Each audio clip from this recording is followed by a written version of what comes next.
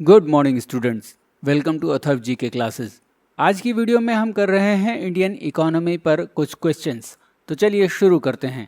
पहला प्रश्न है, समाज में समाजवाद लाने के लिए भारत में किस प्रकार की आर्थिक गतिविधि अपनाई गई है? उत्तर है मिश्रित अर्थव्यवस्था यानी कि मिक्स्ड इकोनॉमी। मिश्रित आर्थिक प्रणाली में सार्वजनिक क्षेत्र के साथ साथ निजी क्षेत्र का सह अस्तित्व होता है।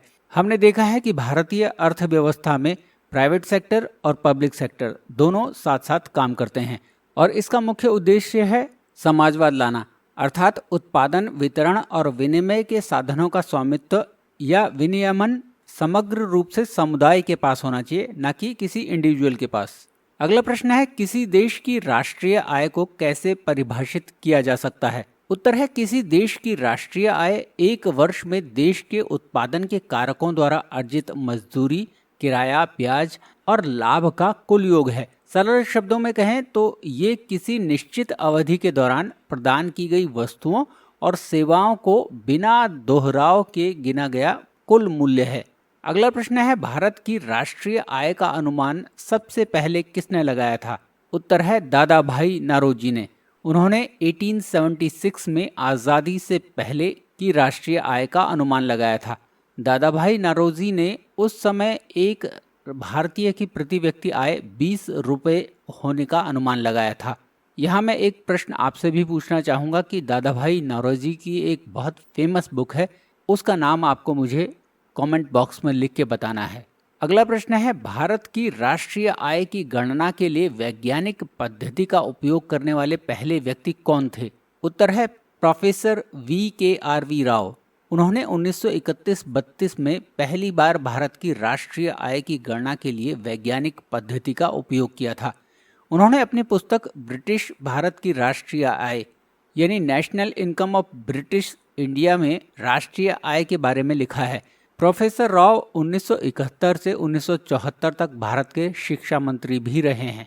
अगला प्रश्न है, भारत में राष्ट्रीय आय का अनुमान कौन सी संस्था लगाती है? उत्तर है सेंट्रल स्टैटिस्टिकल ऑर्गेनाइजेशन या केंद्रीय सांख्यिकी संगठन। इसकी स्थापना मई 1951 में हुई थी और इसका मुख्य उद्देश्य सांख्यिकी प्रणाली के निर्माण में तकनीकी नेतृत्व प्रदान करना था। अगला प्रश्न है, भारत में आर्थिक विकास का LPG मॉडल क्या है और इसे किसने भारत में पेश किया था? उत्तर है 1990 के दशक की शुरुआत में भारत में शुरू किया गया आर्थिक सुधारों के नए मॉडल को LPG यानी उदारीकरण, निजीकरण और वैश्वीकरण, लिबरलाइजेशन, प्राइवेटाइजेशन एंड ग्लोबलाइजेशन के रूप में जाना जाता है। ये मॉडल भारत में डॉक्टर मनमोहन सिंह द्वारा प्रस्तुत किया गया था और इसके साथ ही इंडिया में मल्टीनेशनल्स कंपनी आना शुरू हुई और भारत का फॉरेन रिजर्व भी बढ़ा और भारत में बहुत सी नौकरियां भी मिली। अगला प्रश्न है, मानव विकास सूचकांक यानी ह्यूमन डेवलपमेंट इंडेक्स किससे मिलकर बनता है और HDI रिपोर्ट के अनुसार भारत का विश्व में कौन सा स्थान है? उत्तर है मानव विकास सूचकांक जीवन प्रत्याशा यानी कि लाइफ एक्सपेक्टेंसी, शिक्षा और आय का एक समग्र आंकड़ा है जिसका उपयोग किसी देश या राज्य को रैंक करने के लिए किया जाता है। 2023 की HDI रिपोर्ट के अनुसार भारत दुनिया में 131वें स्थान पर है।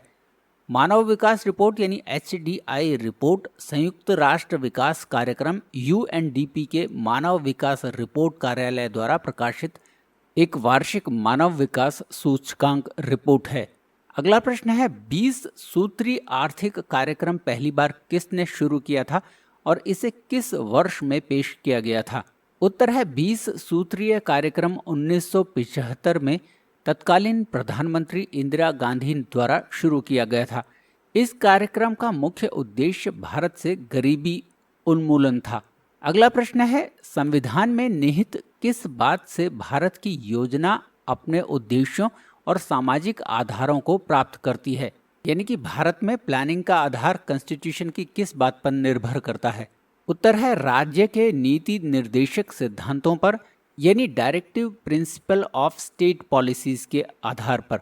भारत की योजना अपने उद्देश्यों और सामाजिक परिसरों को DSPS से प्राप्त करती है।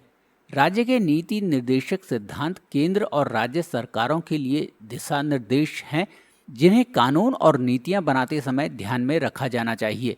यहाँ भी मैं आपसे एक प्रश्न पूछूंगा कि DSPS भारत के संविधान के किस पार्ट में उल्लिखित हैं।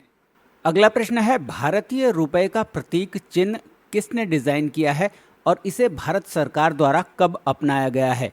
उत्तर है इसे D उदय कुमार, जो IIT बॉम्बे के एक पोस्ट ग्रेजुएट हैं, उन्होंने डिजाइन किया है और रुपए का प्रतीक चिन्ह भारतीय सरकार द्वारा 15 जुलाई 2010 को अपनाया गया है।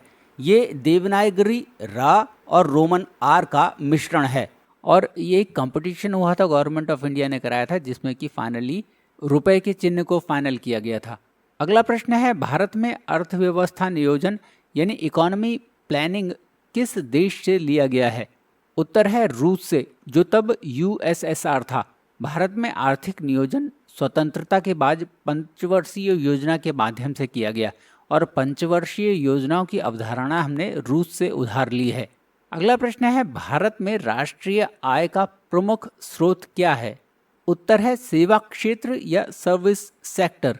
ये 3 आर्थिक क्षेत्रों में से एक है, जिसमें कि दूरसंचार, आतिथ्य विभाग यानी हॉस्पिटैलिटी इंडस्ट्री, पर्यटन, मास मीडिया, स्वास्थ्य देखभाल, अस्पताल आदि शामिल हैं।